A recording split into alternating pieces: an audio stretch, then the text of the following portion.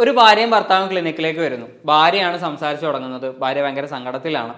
കല്യാണം കഴിഞ്ഞിട്ട് 8 കൊല്ലമൊക്കെ ആയി, 2 കുട്ടികളുണ്ട്. കല്യാണം കഴിഞ്ഞ് കുറച്ച് കാലത്തിന് ശേഷം ഭർത്താവ് ഗൾഫിൽ പോകുന്നു. ഒരുപാട് കാലം ഗൾഫിൽ തന്നെയായിരുന്നു.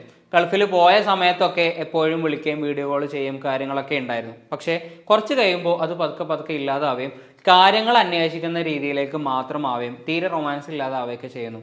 പിന്നെ ഗൾഫിൽ നിന്ന് വന്നതിന് ശേഷവും ഭാര്യനോട് പ്രത്യേകിച്ച് താല്പര്യമൊന്നും കാണിക്കുന്നില്ല എന്നുള്ളതൊക്കെയാണ് സങ്കടം. അങ്ങനെ 1, 2 പറഞ്ഞ് അവർ വഴക്കാവുന്നു. അവസാനം ഡിവോഴ്സിൻ്റെ വക്കത്താണ് ഇപ്പോൾ ഉള്ളത്.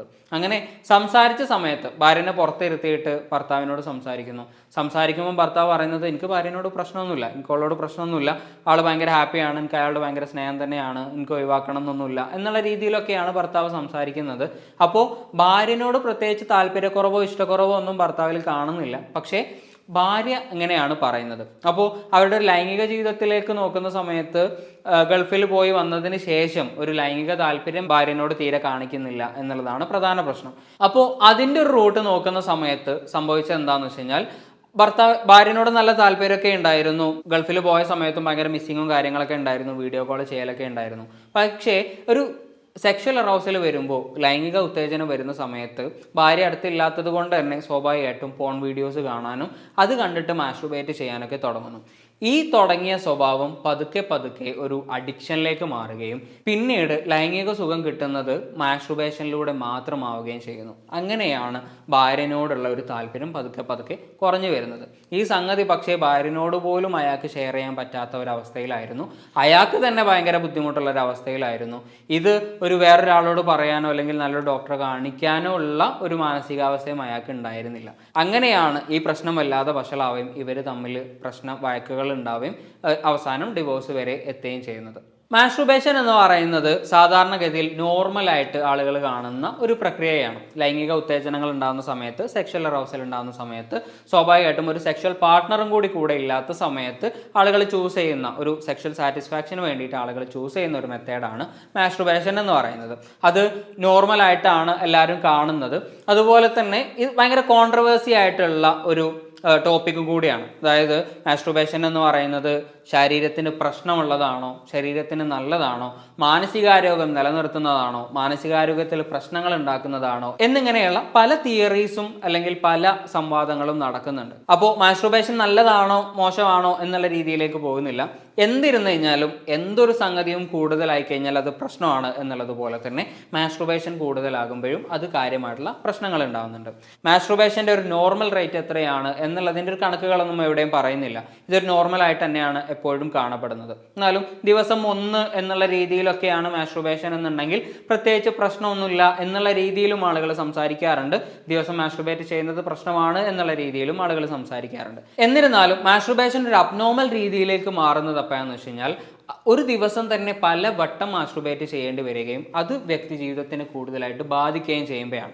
വ്യക്തി ജീവിതം എന്ന് പറയുമ്പോൾ ആളുകൾ കൂടിയിരിക്കുന്ന സ്ഥലത്ത് നിന്ന് പെട്ടെന്ന് ഒറ്റക്കാവാനും മാസ്റ്റുർബേറ്റ് ചെയ്യാനും തോന്നുക, ഒരു സെക്ഷൽ പാർട്ട്ണർ ഉണ്ടായിട്ടും ഒരു സെക്ഷൽ റിലേഷൻഷിപ്പ് മെയിൻറ്റെയിൻ ചെയ്യാൻ പറ്റാതെ അല്ലെങ്കിൽ ലൈംഗിക ബന്ധത്തിൽ ഏർപ്പെടാൻ പറ്റാതെ മാസ്റ്റുർബേഷനിലൂടെ മാത്രം ലൈംഗിക സുഖം കിട്ടുക, അതുപോലെ തന്നെ എപ്പോഴും ഒറ്റക്കാവാൻ വേണ്ടിയിട്ട് താല്പര്യം കാണിക്കുക, ഈ മാസ്റ്റുർബേറ്റ് ചെയ്യാൻ വേണ്ടിയിട്ട് പോൺ വീഡിയോസ് കൂടുതലായിട്ട് കാണുക, ഇത് സാമൂഹിക ജീവിതത്തിനെയും അതുപോലെ തന്നെ ജോലി സംബന്ധമായിട്ടുള്ള കാര്യങ്ങളെയും ബാധിക്കുക. ജോലി സംബന്ധമായിട്ടുള്ള കാര്യങ്ങളെന്ന് പറയുമ്പോൾ ജോലി ചെയ്യുന്നതിൻ്റെ ഇടയ്ക്ക് പെട്ടെന്ന് ഒറ്റക്കായി പോകാനും മാസ്റ്റുർബേറ്റ് ചെയ്യാനും തോന്നുക, പബ്ലിക് ടോയ്ലറ്റ് പോലെയുള്ള സാധാരണഗതിയിൽ ആളുകൾ മാസ്റ്റുർബേറ്റ് ചെയ്യാത്ത സ്ഥലത്തുനിന്ന് പോലും മാസ്റ്റുർബേറ്റ് ചെയ്യാനുള്ള ഇമ്പൾസുകൾ ഉണ്ടാവുക, ഇങ്ങനെയുള്ള രീതിയിലേക്കൊക്കെ പോകുമ്പോഴാണ് ഇതൊരു മാസ്റ്റുർബേഷൻ ഒരു അബ്നോർമാലിറ്റി ആയിട്ട് പറയാറുള്ളത്. ഇങ്ങനെ മാസ്റ്റുർബേഷൻ ഒരു അഡിക്ഷൻ ലെവലിലേക്ക് മാറുമ്പോൾ സ്വാഭാവികമായിട്ടും ഭയങ്കര സ്ട്രെസ് ആയിരിക്കും. ഒരു ഡിപ്രഷൻ ലെവലിലേക്ക് അല്ലെങ്കിൽ ഡിപ്രസീവ് സിംറ്റംസ് ഒക്കെ ഇയാൾ കാണിക്കാൻ തുടങ്ങും. ലൈംഗിക ജീവിതത്തിൽ അല്ലെങ്കിൽ വൈവാഹിക ജീവിതത്തിൽ കാര്യമായിട്ടുള്ള പ്രശ്നങ്ങൾ ഉണ്ടാവാൻ തുടങ്ങും. ഇങ്ങനെയുള്ള ഒരുപാട് പ്രശ്നങ്ങളാണ് മാസ്റ്റുർബേഷൻ അഡിക്ഷൻ ലെവലിലേക്ക് പോകുമ്പോൾ ഉണ്ടാകുന്നത്.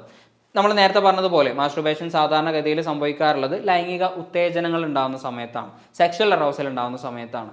പക്ഷേ മാസ്റ്റുർബേഷൻ അഡിക്ഷൻ ആവുന്ന സമയത്ത് ഇങ്ങനെ ലൈംഗിക ഉത്തേജനങ്ങൾ ഇല്ലാതെ ഒരു സെക്ഷൽ അറോസലും ഇല്ലാതെ പോലും മാസ്ട്രുബേറ്റ് ചെയ്യാനുള്ള ഒരു ടെൻഡൻസി ഉണ്ടാവുകയും അത് പിന്നീട് ഭയങ്കര കുറ്റബോധം ഉണ്ടാക്കുകയും ചെയ്യും.